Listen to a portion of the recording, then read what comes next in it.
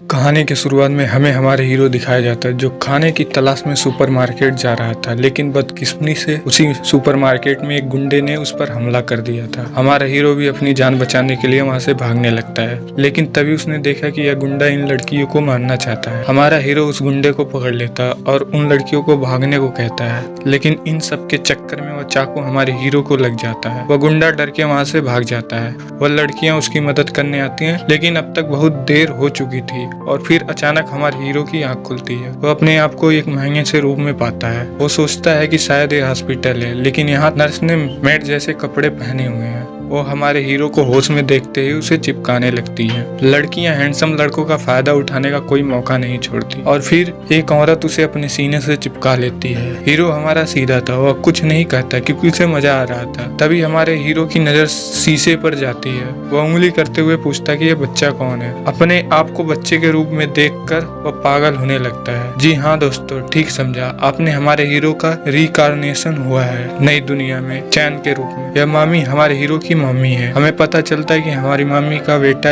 एक हफ्ते से सो रहा होता है। आज इसको होश हमारे हीरो के रिकार्नेशन की वजह से आया और इन सब बातों को हमारे हीरो भी समझने की कोशिश कर रहा था। उसे इस बात की खुशी थी कि उसने उन लड़कियों को बचा लिया। वैसे हमारे हीरो ने रियलाइज किया कि इस बार उसका रिनगार्नेशन एकदम मालदार परिवार में हुआ है। जब वो वहाँ के चीजों को ऑब्जर्व कर रहा था तभी उसकी मेड अंदर आती है। जब वो अपने हथियार की लंबाई देख रहा था तब मेड को लगा कि चैन ने पैंट में सुसु कर दिया है। वो उसका कच्छा उतार देती है। अपनी इज्जत जमीन पर यूं पड़ी देखकर चैन चिल्ला देता है। चैन को बिल्कुल छोटे बच्चों जैसा ट्रीट किया जा रहा था, जो कि उसे बिल्कुल भी पसंद नहीं है। लेकिन अब तक उसे इस दुनिया की और अपनी इस नई दुनिया की काफी जानकारी हो गई है। उसका नाम चैन फार रिलफोर्ड है, जो 3 साल का छोटा सा बच्चा है। उसके पिता गैरम और उसकी माँ का नाम सारा है। इस दुनिया में उसकी एक बड़ी बहन भी है, रीने, जो उससे 2 साल बड़ी है। सारा गैरम की दूसरी बीवी है और उसकी पहली बीवी का नाम मारिया है, जिससे गैरम को 2 बच्चों का सुख प्राप्त हुआ। गैरम एक हाई रैंकिंग नोबल है जिसके पास खुद की आर्मी है। उसका काम विदेशी हमलों से किंगडम की रक्षा करना है और वह जंगल में मौजूद मॉन्स्टर पर भी नजर रखते हैं। हाँ, इसी दुनिया में मॉन्स्टर मौजूद हैं। यह सुनते ही चैन एक्साइटेड हो जाता है।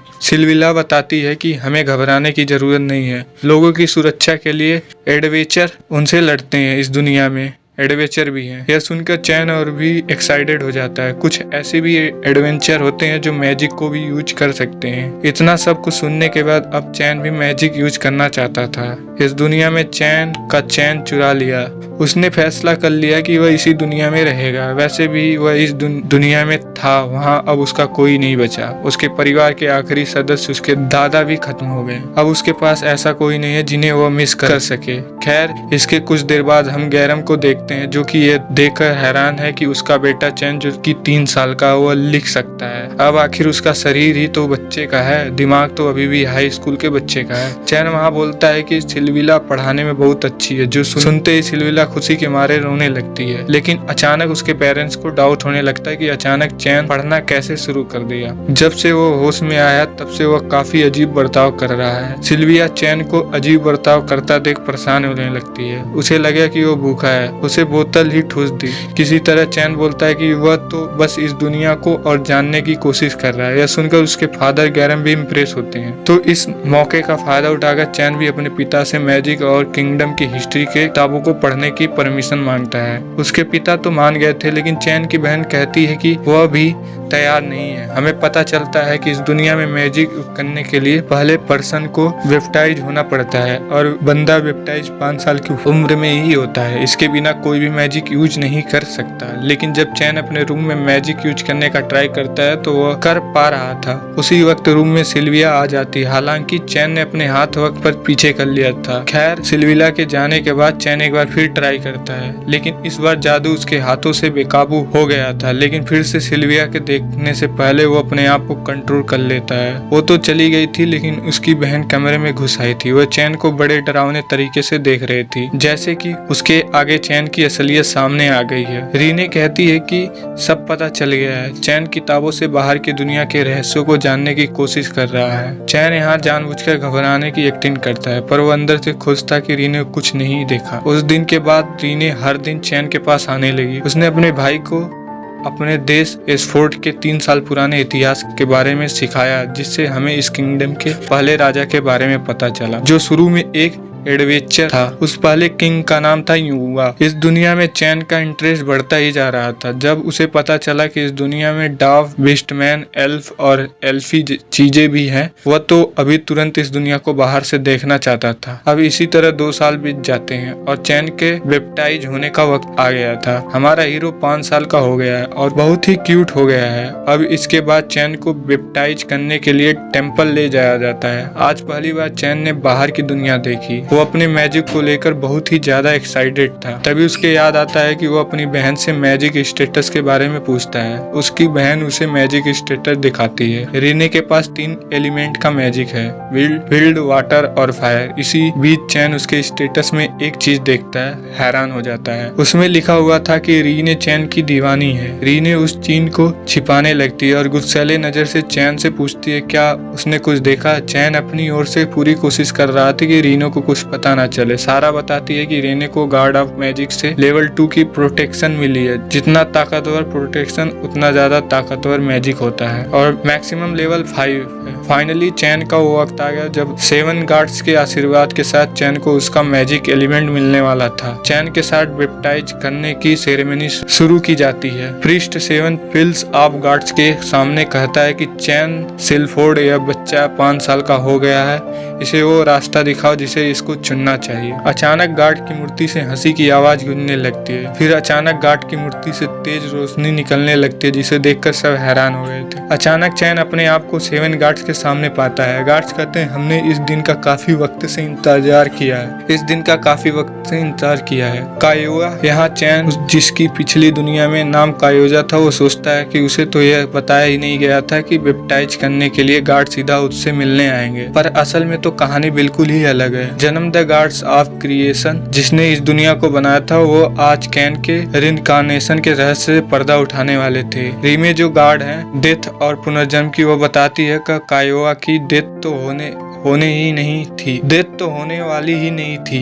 मगर उस दिन काजुआ उन लड़कियों को बचाने की कोशिश नहीं करता, तब तक वह गुंडा फिसल कर गिरने वाला था। फिर आसपास के लोग उस पर काबू कर लेते। मतलब कि कायुआ को तो कुछ करने की जरूरत ही नहीं थी, वह तो बिन मतलब की मौत मारा गया। कायुआ को बहुत ही बुरा लग रहा था क्योंकि वह सब करने के लिए हिम्मत चाहिए थी, पर क्योंकि काजुआ ने किसी की जान बचाने की कोशिश में अपनी जान गंवाई, इसलिए गार्ड ऑफ अर्थ ने रिक्वेस्ट की उसका रिइंकार्नेशन की इस दुनिया में, जिसके बाद इस जादू की दुनिया में उसका पुनर्जन्म हुआ चैन के रूप में। पर अम्मे से उसकी माफी मांगती है कि कोई कारणवश चैन को अपने पुराने जन्म की यादें वापस आ गई। चैन उन्हें माफी मांगने से मना करता है क्योंकि उसकी याद आने के कारण उसकी बहुत मदद हुई, जिसकी वजह से वह जल्दी लिखना, मैजिक यूज करना सीख पाया और वह एक खुश जिंदगी जी रहा है अपने नए परिवार के साथ। वो रीमो को शुक्रिया करता है उसकी यादें वापस करने के लिए। गार्ड ऑफ मैजिक हीरो को चैन काफी पसंद आया। वो उसे अपनी प्रोटेक्शन देती है। जीनोम भी चैन को अपनी प्रोटेक्शन देती है। गार्ड ऑफ वार सारनोस भी उसे अपनी प्रोटेक्शन देते हैं, जिससे चैन की फिजिकल स्ट्रेंथ और मार्शल आर्ट बेहतर होती चली जाएगी। गार्ड ऑफ टेक्नोलॉजी ग्रीम भी उसे अपनी प्रोटेक्शन देते हैं, जिससे उसका विज्ञान का ज्ञान बेहतर होगा। वेनम गार्ड ऑफ कॉमर्स भी उसे अपनी प्रोटेक्शन देते हैं, जिससे वह व्यापारी की तरह सभी फैसले ले पाएगा। इसके बाद वह एक आइटम बॉक्स का भी यूज करता है। गार्ड ऑफ अर्थ बेला भी उसे अपनी प्रोटेक्शन देती है। वह कहती है कि इसकी प्रोटेक्शन थोड़ी खास है, इसलिए वह चैन को सब कुछ ट्राई करने को कहती है। अब सभी गार्ड्स की प्रोटेक्शन मिलने के बाद जिनोमा कहता है कि अब यहाँ से जाने के बाद चैन अपने स्टेटस में सबकी प्रोटेक्शन को देख। यह कहते हुए पता नहीं क्यों जिनोम हंसे जा रहा था। खैर इसके बाद चैन को वापस भेज दिया जाता है। यह प्रीस्ट कहता है उसके गार्ड की मूर्तियों को इतनी चमकती हुई कभी नहीं देखा। गैरम को भी समझ नहीं आ रहा था कुछ तो अलग हुआ है। वो अपने बेटे को स्टेटस दिखाने को कहता है। उस बुढ़ऊ की हंसी से चैन को भी समझ नहीं आ रहा था कि कुछ तो गड़बड़ है। वो नंबर 2 का बहाना बना के वहाँ से भाग जाता है और कोने में जाकर अपना स्टेटस खोलकर देखता है तो उसकी फटके हाथ में आ जाती है। उसकी हैरानी उस सभी गार्ड्स की तरफ से केवल 10 की प्रोटेक्शन मिली थी तो इस दुनिया की लिमिट से हद से ज्यादा है। चैन को भी समझ आ रहा थी वो अपने स्टेटस को किसी को दिखा नहीं सकता। वो कोई तरीका सोचने लगे कि अपने स्टेटस को कैसे छिपा के रखे। तभी उसे गार्ड्स ऑफ लाइफ का एक मैसेज मिलता है। वो बताते हैं कि स्टेटस कैंसल मैजिक यूज करके वो अपने स्टेटस को छिपा सकता है। चैन खुश हो जाता है, जिसके बाद वो अपने परिवार के बीच बैठा हुआ है। उसका 5th बर्थडे सेलिब्रेट करने के लिए वहाँ से चैन के स्टेटस के बारे में बात उठती है। वो खुशी के साथ सबको अपना स्टेटस दिखाता है। चैन का स्टेटस देखते ही सब हैरान हो गए थे। उसके पास एक नहीं बल्कि 7 गार्ड्स की प्रोटेक्शन थी। उसका मैजिक पावर भी रॉयल मैच से भी हद से ज्यादा थी। चैन गधा था जो उसको तो फिक्स करना भूल ही गया। गैरम चैन को अपने स्टेटस किसी को भी दिखाने से मना करते हैं, क्योंकि इतना ताकतवर होना वो बहुत ही बड़ी बात थी। अगर किंगडम को यह पता चला तो इसे एक खतरे की तरह ले सकते हैं। चैन उसकी बात को मान लेता है और अपने रूम में जाकर फैल जाता है। वहाँ अपने रूम में से उसे समनिंग बुक मिलती है और वो सोचता है कि अब वह फाइनली एक गद्देदार एनिमल को समन कर पाएगा। मौके का फायदा उठा के चैन समनिंग मैजिक यूज करता है और एक फल्फी एनिमल को समन करने लगता है, लेकिन उसे गलती से एक मॉन्स्टर को समन कर लिया जो बिल्कुल भी क्यूट नहीं था। अचानक उससे वक्त रेनू और कैटना वहाँ से गुजर रही थी। वह मॉन्स्टर उन पर हमला करने वाला था। चैन उन्हें बचाने की कोशिश करता है लेकिन पिट जाता है। लेकिन पिछले जन्म की तरह वो यहाँ इन दोनों लड़कियों को बचाना चाहता था। फाइनली वो एक स्पेल क्रिएट करता है और उस मॉन्स्टर को वापस भेज देता है। रीने अपने भाई को पकड़ के रोने लगती है। उन दोनों को लग रहा था कि चैन मरने वाला है। चैन को भी लग रहा था कि वो इस जन्म भी अपनी आखिरी सांसें गिन रहा है, लेकिन वह गधा बिल्कुल ठीक था और सही सलामत है। यह देख रीने की आंखों में आंसू आ गए। उसका भाई बिल्कुल ठीक है। चैन भी खुश था कि इस बार उसकी वजह से कोई नहीं रो रहा है।